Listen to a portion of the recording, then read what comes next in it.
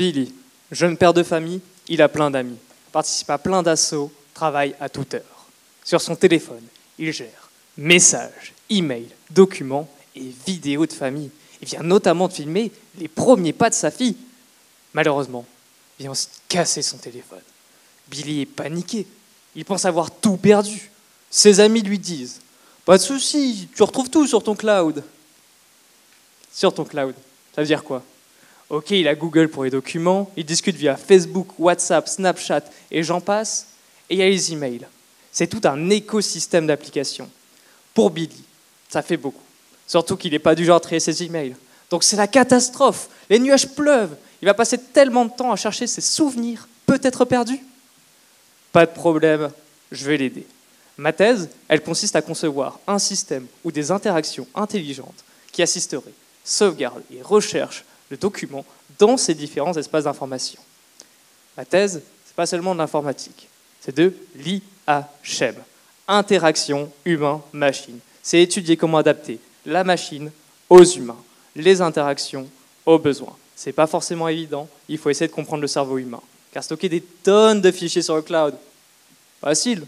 Se souvenir où il se trouve, moins facile. Comment ça marche? Pour le savoir, je m'intéresse à des personnes comme Billy.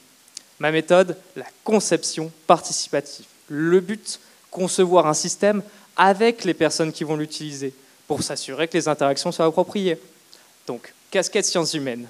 J'observe, questionne des Billy, comment ils rangent, retrouvent leurs informations. Ça m'aidera à comprendre ce qui influence le procédé.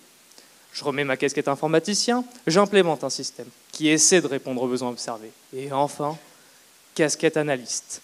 J'invite des Billy en labo pour les tester sur ce système, mesurer, évaluer à quel point il répond en effet aux besoins. Avec ma première année de thèse, j'ai passé à observation. Ce qui revient souvent avec la sauvegarde et recherche, c'est que ça dépend du contexte. Waouh, sacrément avancé, hein.